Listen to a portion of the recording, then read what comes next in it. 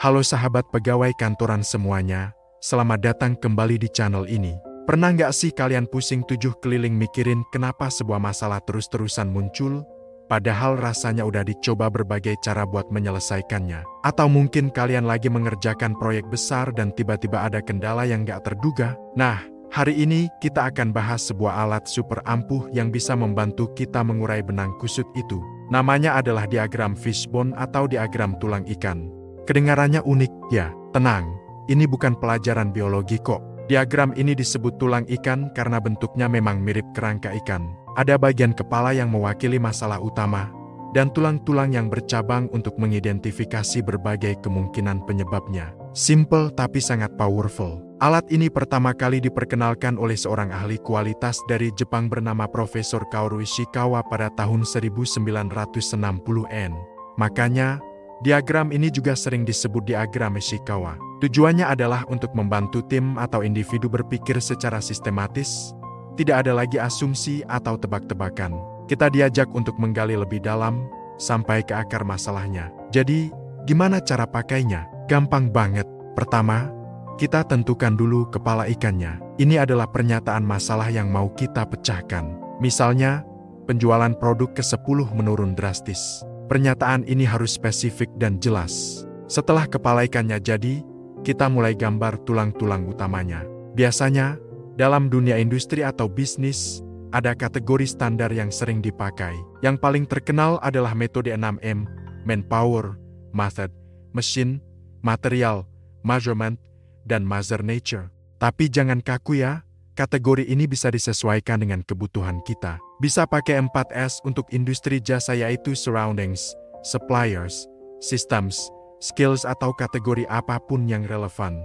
Setelah kategori utama ditentukan, sekarang saatnya sesi brainstorming. Ajak tim kamu untuk berpikir, dari setiap kategori tadi, apa saja kemungkinan penyebab yang berkontribusi pada masalah utama. Misalnya, dari kategori manpower, mungkin penyebabnya adalah kurangnya pelatihan atau staf kelelahan. Tulis semua ide ini sebagai tulang-tulang yang lebih kecil yang terhubung ke tulang kategori utama. Di fase ini, jangan ada kritik atau penghakiman. Semua ide, sekecil apapun, diterima dan dicatat. Semakin banyak ide, semakin bagus. Proses ini mendorong kita untuk melihat masalah dari berbagai sudut pandang.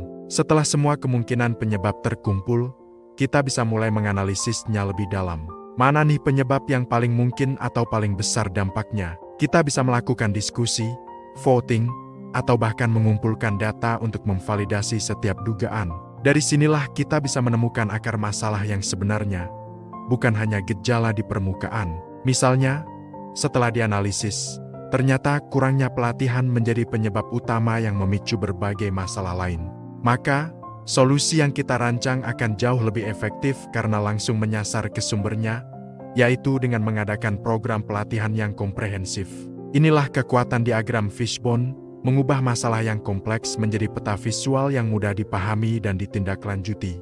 Nah, biar lebih kebayang, kita coba pakai studi kasus yang lebih luas dan relevan dengan konteks sosial ya.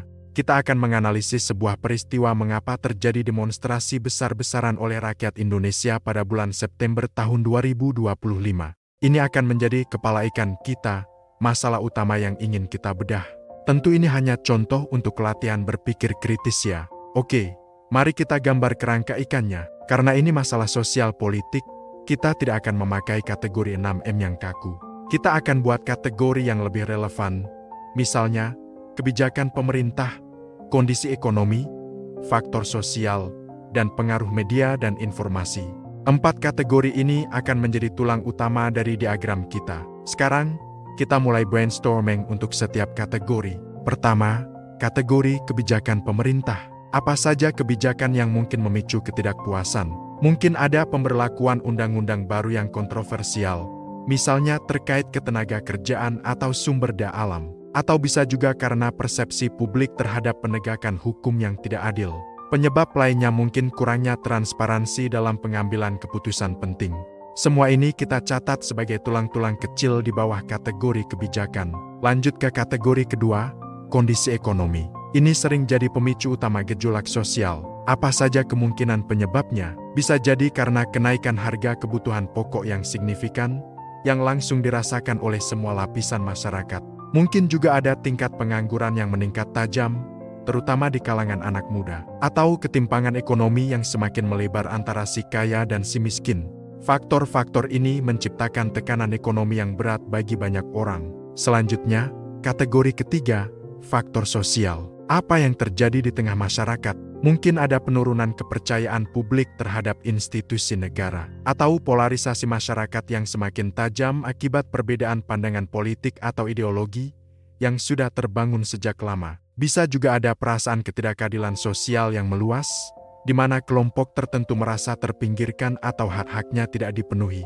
Isu-isu ini seperti bahan bakar kering yang siap tersulut. Terakhir, kategori keempat, pengaruh media dan informasi. Di era digital, peran media sangat krusial.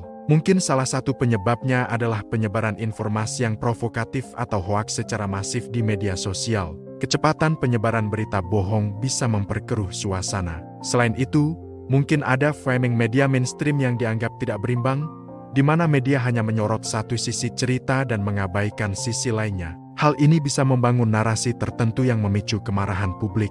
Sekarang, coba kita lihat diagram fishbone kita. Sudah penuh dengan berbagai kemungkinan penyebab, kan? Dari undang-undang kontroversial, harga naik, pengangguran, ketidakpercayaan, hingga hoaks di medsos. Dengan memetakan semua ini, kita bisa melihat gambaran yang jauh lebih utuh. Kita bisa melihat bagaimana satu penyebab mungkin berhubungan dengan penyebab lainnya. Misalnya, kenaikan harga bisa diperparah oleh penyebaran hoaks yang menuduh pihak tertentu sebagai penimbun, sehingga memicu kemarahan yang lebih besar. Setelah semua terpetakan, langkah selanjutnya adalah analisis mendalam.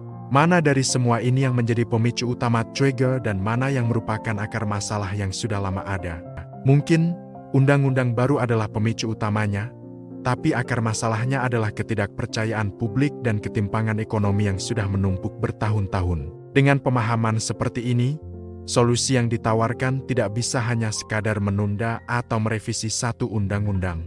Perlu ada upaya serius untuk membangun kembali kepercayaan, mengatasi ketimpangan, dan meningkatkan literasi digital masyarakat.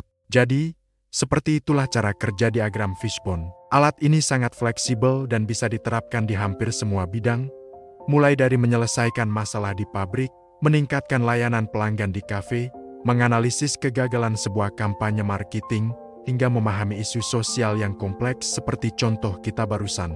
Kuncinya adalah kolaborasi, keterbukaan, dan kemauan untuk menggali lebih dalam, tidak hanya puas dengan jawaban yang ada di permukaan. Gimana?